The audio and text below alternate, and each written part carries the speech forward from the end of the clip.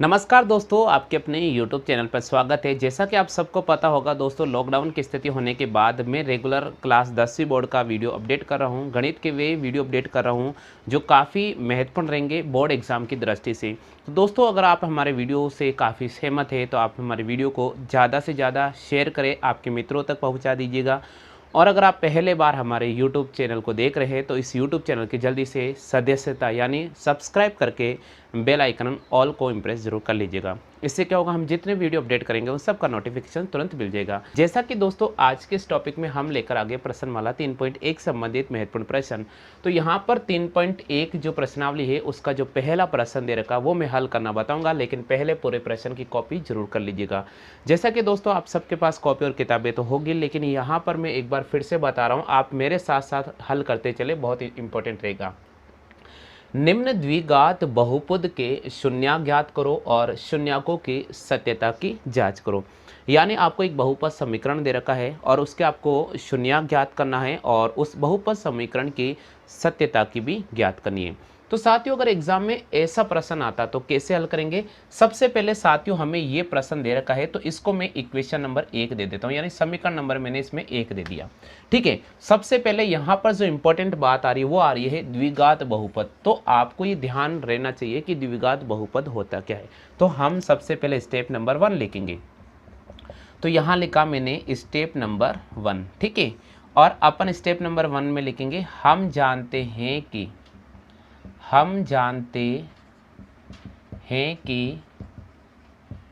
द्विघात समीकरण, यानी सबसे पहले आपको हमें द्विघात समीकरण के बारे में बोलना होगा। हम जानते हैं कि द्विघात समीकरण अब क्या होती है द्विघात समीकरण, उसके बारे में थोड़ी यहाँ जानकारी लिख रहा हूँ मैं आपके सामने। X square B X plus C बराबर 0 और इसको देते हैं अपन समीकरण नंबर 2। मित्रों, यहाँ पर समीकरण नंबर 1 आपको जो क्वेश्चन में दे रखा है आप सदैव उसको देंगे और समीकरण नंबर 2 जो फॉर्मूला बनता है जस्ट उसको दे देंगे। अब मित्रों अपन क्या करेंगे, यहाँ पर समीकरण 1 और समीकरण 2 है, इन दोनों की अपन तुलना करेंगे। तो यहाँ लिखूंगा मैं स्टेप नंबर 2। स्टेप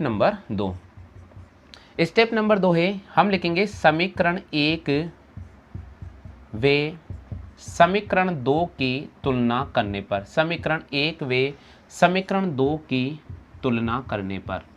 तो सबसे पहले अपन समीकरण 1 व समीकरण 2 की तुलना करने पर, ये अपन इसलिए लिखेंगे ताकि हमें पता चल जाएगा। बेसिक कॉन्सेप्ट के साथ अगर अपन प्रश्न करेंगे बहुत आसान रहेगा, कॉपी साफ सुथरी रहेगी और प्रश्न बहुत आसानी से हल हो जाएगा। और हर एग्जामिनर जो आपकी कॉपी चेक करेगा, जो अध्यापक आपकी कॉपी चेक करेगा, वो पूरे में से पूरे नंबर आपको देगा।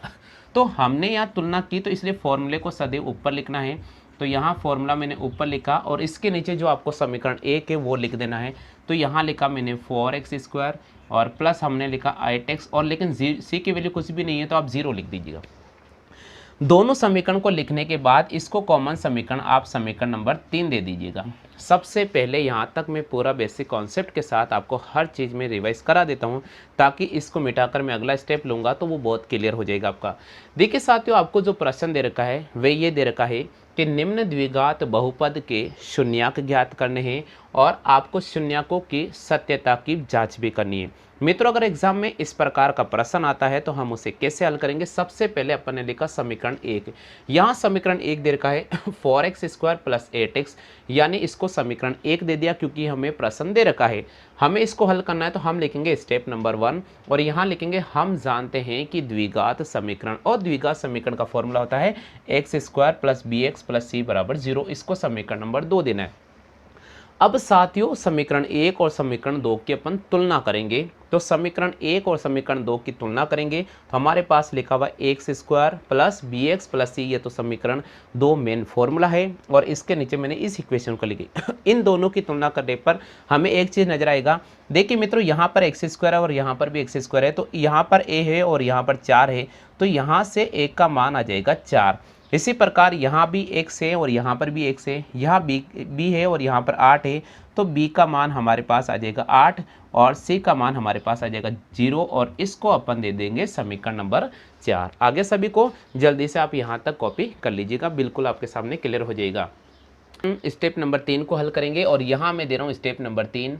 और अब स्टेप नंबर 3 देखना कितना आसान होगा। स्टेप नंबर 3, स्टेप नंबर 3 को अपन कैसे हल करेंगे वो मैं आपको पैटर्न बता रहा हूँ। सबसे पहले वापस आपको समीकरण 1 को लिखना हो तो अपन लिखेंगे समीकरण 1 से, वापस देंगे समीकरण 1 से। समीकरण 1 हमारे पास दे रखी थी 4x² प्लस 8x बराबर अपन 0 लिखेंगे। अब यहाँ से अपन कॉमन लेंगे तो इन दोनों में से 4x को मैंने कॉमन ले लिया, हमारे पास में बचा x प्लस का 2 और बराबर 0। अब देखिए साथियों, यहाँ पर जो बाहर वाली संख्या 4x है वो 0 की इक्वल हो जाती है। यानी इसका जो पैटर्न देखिए, इससे पहले 4 समीकरण हो चुका था, आप चाहे तो इसे समीकरण नंबर 5 दे दीजिएगा, इसे समीकरण नंबर 5 दे दो। अब देखना यहाँ से 4x इस 0 के बराबर होगा तो हमारे पास हो जाएगा 4x बराबर 0 और यहाँ से x का मान निकलेगा 0। इसी प्रकार ये x प्लस 2 बराबर भी 0 है तो हमने लिखा x प्लस 2 बराबर भी 0 है तो x बराबर माइनस का 2 और आप इन दोनों को कॉमन इक्वेशन दे दीजिएगा समीकरण नंबर 6, क्योंकि हमने ये तो जान लिया कि x का मान 0 है और x का मान माइनस का 2 है। यानी यहाँ पर x के आपके पास 2 मान आए हैं, x के 2 मान प्राप्त होते हैं, x के 2 मान प्राप्त हुए। अब वो जो 2 मान प्राप्त हुए वो कौन कौन से हैं? एक है x बराबर 0 और एक है x बराबर माइनस का 2। अगर अपन इन दोनों संख्याओं को जोड़ते हैं तो अगर अपन इन दोनों संख्याओं को जोड़ते हैं तो हमारे पास आता है 0 और प्लस ये माइनस 2, तो हमारे पास यहाँ पर आएगा माइनस का 2। कितना आएगा? माइनस का 2।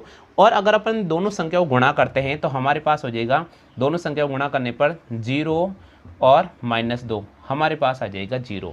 तो यहाँ तक का सभी को आ गया, यानी शून्यकों का योगफल आ गया मेरे पास माइनस का 2 और शून्यकों का जो गुणनफल आया वो अपने पास आ गया है 0। अब आप अपन बात करेंगे यहाँ से स्टेप नंबर 4 की। स्टेप नंबर अपन 4 ले रहे हैं और स्टेप नंबर 4 में अपन चेक करेंगे सत्यता की जाँच। तो यहाँ जो स्टेप नंबर 4 है वो हमारे पास में सत्यता की जाँच, तो यहाँ मैंने लिखा सत्यता की जांच। अब अपन सत्यता की जांच करेंगे।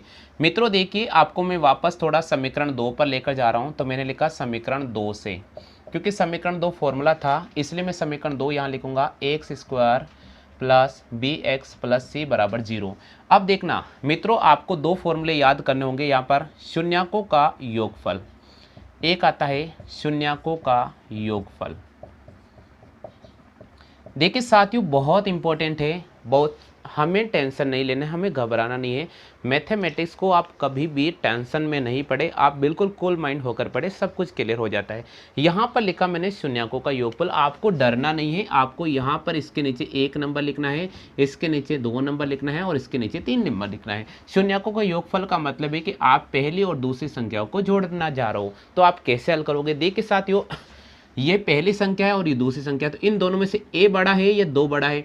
तो ये वाला मान बड़ा है, तो इसका जो कोफिशिएंट आ रहा है वो कौन आ रहा है? x। इसका मतलब शून्यकों का योगफल निकालने का तरीका है, हम लिखेंगे माइनस का b/a बराबर माइनस x का गुणांक अपॉन, यहाँ लिखूंगा मैं x² का गुणांक, x का गुणांक अपॉन x² का गुणांक। तो मित्रों यहाँ पर जो x का जो गुणांक दे रखा है, देखिए हमारे पास जो इक्वेशन है उसके बारे में बात करते हैं। हमारे पास जो क्वेश्चन दे रखा था वो क्या दे रखा था? हमारे पास क्वेश्चन दे रखा 4x² प्लस 8x बराबर 0। तो यहाँ पर x का गुणांक है मेरे पास 8, तो मैं लिखूंगा माइनस और यहाँ लिखूंगा 8। इसी प्रकार x² का गुणांक तो मेरे पास है 4, तो यहाँ लिखा मैंने 4। अब 4 को काटेंगे इस बार 2 बार, तो ये आ गया मेरे पास माइनस का 2। यानी शून्यकों का योगफल वहां पर भी माइनस का 2 आया था और यहाँ पर भी माइनस का 2 आया है। आप इसे दे दीजिएगा समीकरण नंबर 7। आ गया। इसी प्रकार अपन शून्यकों का गुणनफल निकालेंगे, तो यहाँ लिख रहा हूं मैं शून्यकों का गुणनफल, शून्यकों का गुणनफल। ठीक है। अब देखिए साथियों, शून्यकों का गुणनफल कैसे निकालेंगे? शून्यकों का गुणनफल निकालने के लिए पहली संख्या तीसरी संख्या के पास में जाती है, और जब पहली संख्या तीसरी संख्या के पास जाती है तो हमें तो तीसरा मान दे भी नहीं रखा है, तो उसको अपन ने 0 मान लिया। और कोई भी संख्या अगर 0 से मल्टीप्लाई होती है तो सदैव 0 मान देंगे। इस प्रकार पहला प्रश्न का आंसर आपके सामने क्लियर समझ में आ गया होगा। दोस्तों उम्मीद तो मैं करता हूँ कि आपको ये पैटर्न बहुत अच्छी तरीके से समझ में आ गया। अगर फिर भी नहीं आया है तो अगला प्रश्न मैं आपको करा रहा हूँ, वहाँ पर ये बिल्कुल कंप्लीटली समझ में आ जाएगा। अब जैसा कि दोस्तों आपके सामने प्रश्नावली 3.1 का प्रश्न नंबर पहले का दूसरा जो भाग लेकर आ गया हूँ मैं, बहुत ही महत्वपूर्ण भाग है। और यहाँ पर जो प्रश्न दे रखा वो दे रखा हमारे पास में 4x² माइनस 4x प्लस 1 के शून्यकों का योगफल, शून्यकों का गुणनफल और इनके सत्यता की जांच कीजिए। ये प्रश्न है, बहुत ही महत्वपूर्ण प्रश्न है। अब अपन इस प्रश्न को कैसे हल करेंगे, यहाँ मैं बिल्कुल पैटर्न आपको क्लियर करके बता रहा हूँ। मित्रों, जैसा कि आपको प्रश्न में नजर आ रहा है कि 4x square minus 4x plus 1 बराबर 0 ये दे रखा, तो सबसे पहले x की पावर यहाँ पर 2 नजर आ रहा है। इसका मतलब ये द्विघात समीकरण में आ गया। कौन सी समीकरण में आ गया है? द्विघात समीकरण में आ गया। तो हम यहाँ पर स्टेप नंबर 1 लिखेंगे। इस स्टेप नंबर 1 में इस प्रश्न की शुरुआत कैसे करेंगे तो वहाँ अपन देख लेते हैं। स्टेप नंबर 1 है, हम लिखेंगे हमें दिया गया है, हमें दिया गया है बहुपद समीकरण। जो भाई आपको दे रखा है वैसा का वैसा लिखना है।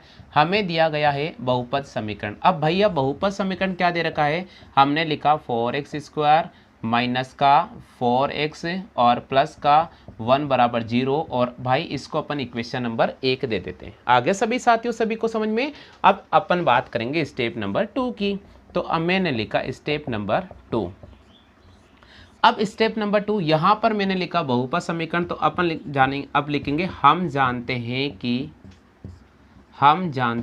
कि द्विघात बहुपद समीकरण सूत्र, बहुपद समीकरण सूत्र। भाई देखो ये चीज़ बहुत इंपॉर्टेंट है। ऐसी चीज़ लिखेंगे तो अपन बहुत कुछ सीख सकते हैं। हम जानते हैं कि द्विघात बहुपद समीकरण, तो द्विघात बहुपद समीकरण होता है X square plus B X plus C बराबर 0। कई बार छात्र भूल जाते हैं एग्जाम में कैसे याद रखना है। मैं कहता हूँ आप बिल्कुल भी नहीं रटो, आपको ए बी और सी याद होना चाहिए। यानी आप लिखेंगे ए, फिर आप लिखेंगे बी और आप लिखेंगे सी, इन सब के मध्य प्लस का चिन्ह लगा दो। अब x का मान लिखना है तो यहाँ पर तो कुछ भी नहीं लिखना है। यहाँ से आगे बढ़ना है तो यहाँ पर x लिख दीजिए और यहाँ से आगे बढ़ेंगे तो हमारे पास x स्क्वायर आ जाएगा। बस ये द्विघात समीकरण का एक पैटर्न हमारे पास मिल गया। यानी हम जानते हैं कि द्विघात बहुपद समीकरण सूत्र, और द्विघात बहुपद समीकरण सूत्र होता है मित्रों X square plus B X plus C बराबर 0। अब देखिए अपन क्या करेंगे। अब अपन समीकरण 1 और समीकरण 2 की तुलना करेंगे। तो स्टेप नंबर 3 फॉलो करेंगे। तो यहाँ लिखा मैंने स्टेप, और स्टेप नंबर 3 फॉलो करने जा रहे हैं। तो मैं लिखूँगा समीकरण 1 वे समीकरण 2 की तुलना करने पर, समीकरण 1 व समीकरण 2 की तुलना करने पर, तो हम क्या करेंगे साथियों, समीकरण 1 और समीकरण 2 की तुलना करेंगे। तो समीकरण 1 और समीकरण 2 की तुलना करते हैं। तो यहाँ मैंने लिखा A X square plus B X plus C बराबर 0। अब इसके नीचे इस इक्वेशन को रखेंगे तो हमारे पास में हो जाएगा 4x स्क्वायर माइनस का 4x प्लस 1 बराबर 0। अब देखिए साथियों यहाँ से अपन बिल्कुल पैटर्न को क्लियर करने जा रहे हैं। देखिए मित्रों यहाँ पर भी एक्स स्क्वायर नजर आ रहा है, यहाँ एक्स स्क्वायर नजर आ रहा है, यहाँ a है और यहाँ 4 है, तो इसलिए यहाँ से a बराबर 4 आ जाएगा। इसी प्रकार अपने पास आ जाएगा b बराबर माइनस का 4 और c बराबर हमारे पास 1 आ जाएगा। इसको तो आपको कॉमन इक्वेशन देना है, इसको कॉमन इक्वेशन नंबर हमने 3 दे दिया। और ये जो मान निकले a b और c, ये जो मान निकले हैं इसको मैंने समीकरण नंबर 4 दे दिया। सबसे पहले आप यहाँ तक कॉपी कर लीजिएगा। मैं आपको एक बार फिर से पूरा जो मैंने स्टेप फॉलो किया है वो क्लियरली मैं आपको समझा रहा हूँ।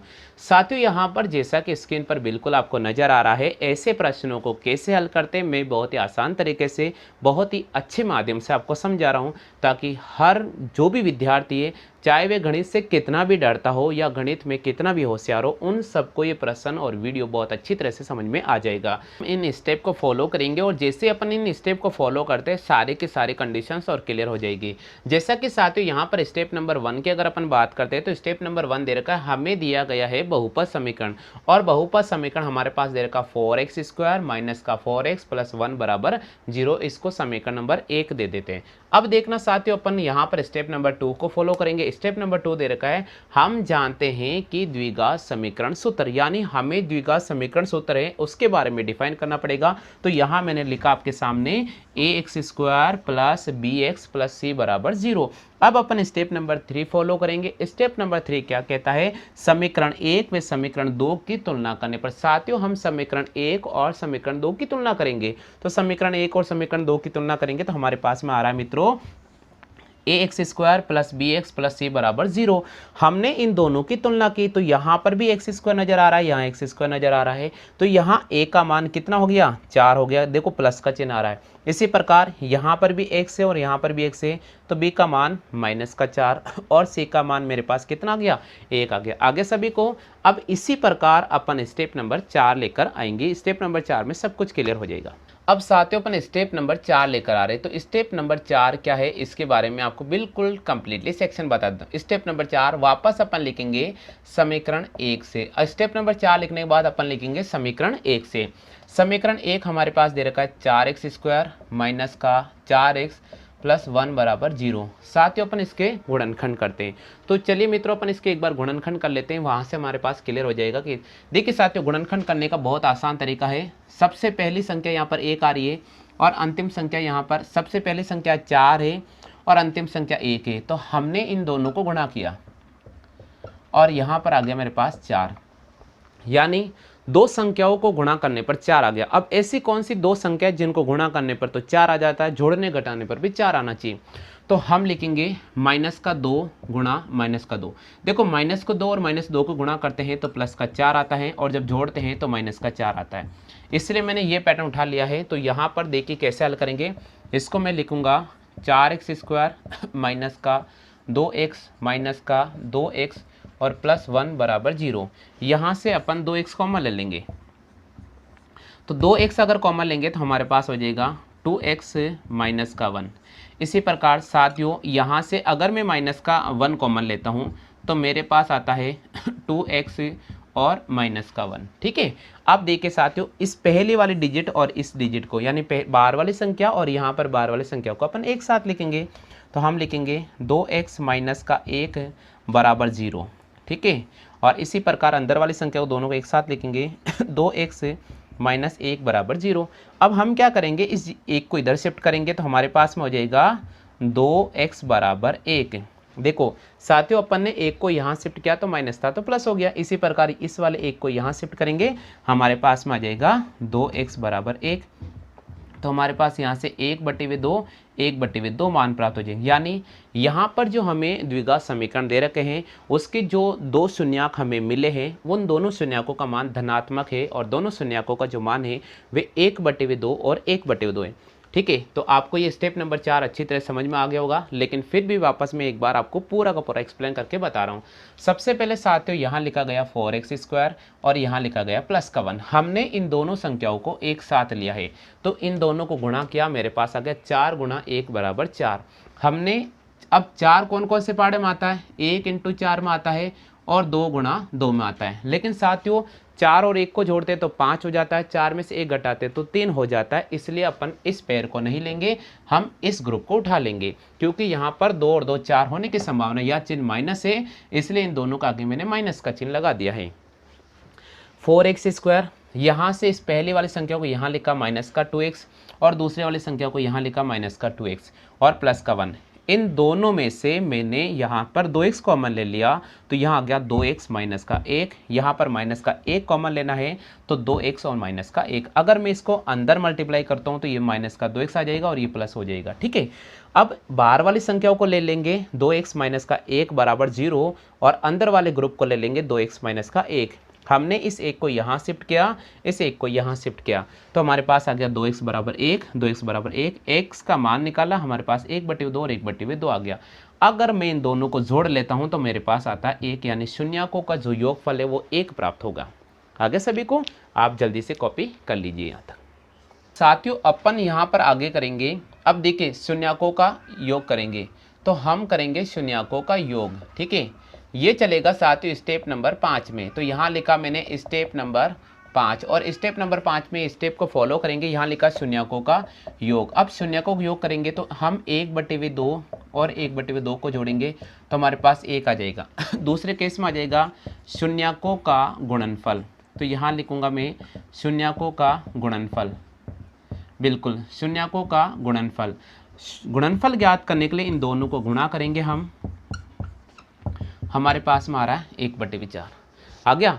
अभी भी ये प्रश्न कंप्लीट नहीं हुआ है, एक और स्टेप है फिर पूरा प्रश्न कंप्लीट हो जाएगा। पहले यहाँ तक कॉपी कर लो। शून्यकों का योगफल, दोनों जो दो शून्यक आए हैं 1/2 और 1/2 है, उनको यहाँ पर मैंने जोड़ दिया। फिर आपसे पूछा शून्यकों का गुणनफल, जो दोनों संख्या है 1/2 और 1/2 उनका गुणा कर दिया, यहाँ पर 1/4 आ गया। नंबर 6। अब स्टेप नंबर 6 है जिस पे अपन सत्यता की जांच करेंगे। तो यहाँ लिखा मैंने सत्यता की जांच। ये जरूरी है क्योंकि हमें प्रश्न में दे रखा था कि शून्यकों का योगफल ज्ञात करो, गुणनफल ज्ञात करो, सत्यता की जांच करो। तो सत्यता की जांच कर लेते हैं। तो हमें दे रखा था 4x² माइनस का 4x प्लस का 1 बराबर 0, और द्विघात जो समीकरण थी वो हमारे पास में थी x² bx प्लस c बराबर 0। हमें क्या करना होगा, हमें सबसे पहले शून्यकों का योगफल निकालना पड़ता है। तो यहाँ लिखा मैंने शून्यकों का योगफल। अब साथियों मैंने आपको पैटर्न बता दिया था पिछले प्रश्न में कि योगफल के लिए पहली और दूसरी संख्या को देखा जाता है। तो a किससे मिलने जा रहा है, b से मिलने जा रहा है। b किसका गुणक है, x का गुणक। तो यहाँ इसका पैटर्न होता है -b/a, यानी माइनस x का गुणक अपॉन x² का गुणक। अब साथियों अगर x के गुणक की बात करते हैं तो यहाँ x का गुणक -4 आ रहा है, तो यहाँ लिखा माइनस और -4। इसी प्रकार x² गुणक है, यहाँ पर 4 है, तो देखिए माइनस माइनस प्लस हो गया, तो यहाँ पर हो गया 4/4 और इसको कट गया तो यहाँ पर आ गया 1। इसी प्रकार शून्यकों का गुणनफल। शून्यकों गुणनफल निकालने के लिए पहली संख्या और अंतिम संख्या को गुणा करेंगे। तो यहाँ पर लिखा अपन ने अचर पद का गुणांक अपॉन x² का गुणांक।